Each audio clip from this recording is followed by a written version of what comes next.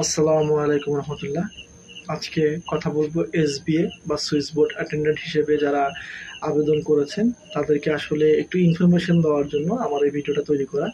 আমি কোনো professional videographer না বা কোনো ইউটিউবার না, শুধুমাত্র যাতে আপনাদের একটু উপকার হয় সেই জন্য আসলে আমি সেভাবে ভিডিওটা তৈরি করতেছি। তো যদি আপনাদের আমার এই ভিডিওর মাধ্যমে একটু উপকার হয় তাহলে আমার আসলে নিজের কাছে নিজের ভালো ভালো লাগা কাজ করবে, জাস্ট এতটুকুই। তো এসবিএ বা সুইস বোর্ড অ্যাটেন্ডেন্ট নিয়ে আজকে যদি আমরা কথা বলতে চাই, প্রথমত আমাদের কথা বলতে হবে ওজোপাডিকো নিয়ে। ওজোপাডিকো বাংলাদেশের একটি স্বনামধন্য বিদ্যুৎ প্রতিষ্ঠান। তো সেই প্রতিষ্ঠানের ওজোপাডিকো কিন্তু বর্তমানে বাংলাদেশের 21টি জেলা এবং 3টি বিভাগের মধ্যে 21টি জেলার মধ্যে কিন্তু তারা তাদের দায়িত্ব পালন করে আসছে। সেই ওজোপাডিকোর একটা গুরুত্বপূর্ণ পদ হচ্ছে কিন্তু সুইস বোর্ড অ্যাটেন্ডেন্ট বা এসবিএ। তো এসবিএ পদে যদি আপনার চাকরি হয় তাহলে আপনি পদোন্নতি পেতে পারেন এবং পদোন্নতি পাবেন আপনি 11তম গ্রেড পর্যন্ত। তো সেই 11তম গ্রেড এটা হচ্ছে আপনার মানে বিদ্যুতের ওজোপাডিকোর যে নিজস্ব নিয়মাবলী আছে সেই নিয়ম অনুযায়ী আপনি 11তম গ্রেড পর্যন্ত পদোন্নতি পাবেন। তো একজন সুইচ বোর্ড অ্যাটেন্ডেন্ট তার চাকরি জীবনে 21টি জেলার যে কোনো সাব স্টেশনের যে কোনো স্থানে কিন্তু তিনি চাকরি করতে হবে এবং সেই মন মানসিকতা নিয়ে কিন্তু তার চাকরি করার জন্য চাকরিতে যোগদান করতে হবে। তো একজন সুইচ বোর্ড অ্যাটেন্ডেন্টের মূল দায়িত্ব আমি আপনাদের কাছে বলতেছি। একজন সুইচ বোর্ড অ্যাটেন্ডেন্ট যিনি হবেন তার অধীনস্থ বা তিনি একটি সাব স্টেশনে কিন্তু দায়িত্ব পালন করবেন একটা নির্দিষ্ট স্থানের মধ্যে। সেখানে তার কাজ হবে যে বিদ্যুৎ সংক্রান্ত তথ্য লিপিবদ্ধ করা। এখন কথা হচ্ছে একটা সাব স্টেশনের মধ্যে কি ধরনের কাজ থাকতে পারে।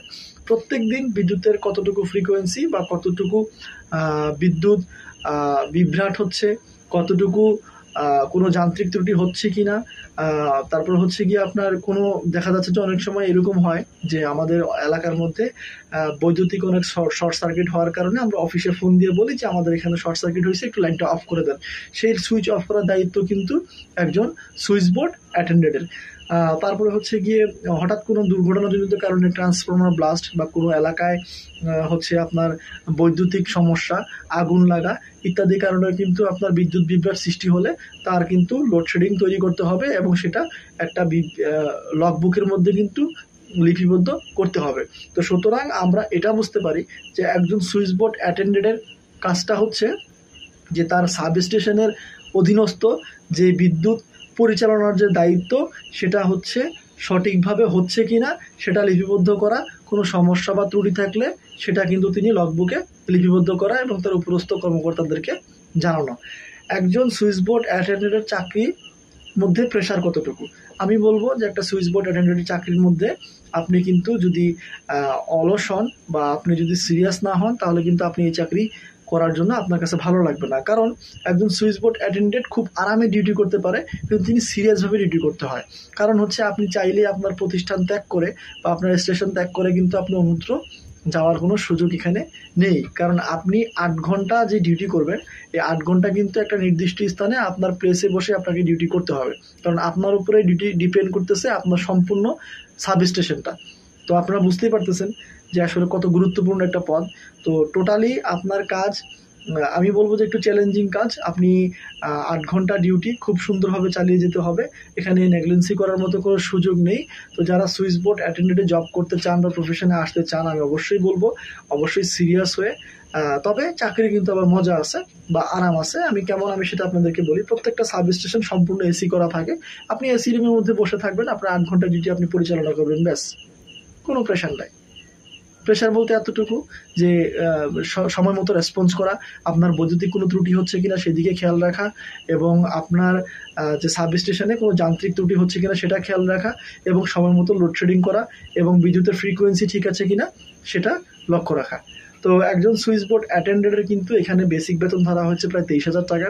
সেই হিসেবে আমি একটা শর্টকাটে আপনাদেরকে একটা ধারণা দিই, আমি এটা নিয়ে পরবর্তী সময়ে হয়তো বা আরেকটা ভিডিও বানাবো।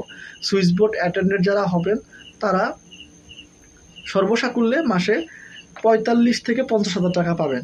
এখন কথা হচ্ছে ভাই কিভাবে পাবো, কিভাবে পেতে হলে আসলে ভিডিওটা অনেক লম্বা হয়ে যায়, এই বিষয়ে আমি পরবর্তী সময়ে একটা ভিডিও বানাবো। যদি আপনারা বেতন সম্পর্কিত অন্য একটা ভিডিও পেতে চান তাহলে অবশ্যই কমেন্ট করবেন, আমি চেষ্টা করব বেতন নিয়ে একটা ভিডিও করার জন্য। তবে 45 থেকে 50,000 প্লাস কিন্তু আপনার বেতন হবে একজন সুইস বোর্ড অ্যাটেন্ডেন্টের। তো আমি মনে করি বাংলাদেশে যতগুলো চাকরির পরীক্ষা আছে যে এত এরকম যোগ্যতায় এত টাকা স্যালারি দিয়ে আসলে কোথাও চাকরি হবে কিনা আমার সন্দেহ আছে। কারণ একজন বিসিএস ক্যাডার বর্তমানে যারা বিসিএস হিসেবে যোগদান করে তারাও কিন্তু স্টার্টিং স্যালারি হিসেবে 45 থেকে 50,000 টাকা পায় না। তো আমার ভিডিওটা আমি এতটুকু ভাবে আপনাদেরকে বলতে পারি, যারা আবেদন করেছেন অবশ্যই পরীক্ষা দিবেন। সুইস বোর্ড অ্যাটেন্ডেন্ট একটা খুবই গুরুত্বপূর্ণ পদ এবং খুবই চ্যালেঞ্জিং হলেও আমি মনে করি যদি আপনার জীবনটাকে স্বাচ্ছন্দ্যময় করতে চান ওজোপাটিকোর মতো একটা প্রতিষ্ঠানে আপনারা অবশ্যই যোগদান করতে পারেন। আর এই বিষয়ে আমি নিজে যেহেতু ওজোপাটিকোতে চাকরি করি না, আমি শুধুমাত্র কিছুটা ইনফরমেশন আমার এক ওজোপাটিকো ভাইয়ের থেকে এনে আপনাদেরকে দেওয়ার চেষ্টা করেছি। তো আমি বলবো যারা আপনারা সুইস বোর্ড অ্যাটেন্ডেন্ট হিসেবে পরীক্ষা দিবেন আশা করছেন, অবশ্যই আমি বলবো সেই হিসেবে প্রিপারেশন নেন এবং পরীক্ষায় অংশগ্রহণ করেন। ভালো থাকবেন সবাই।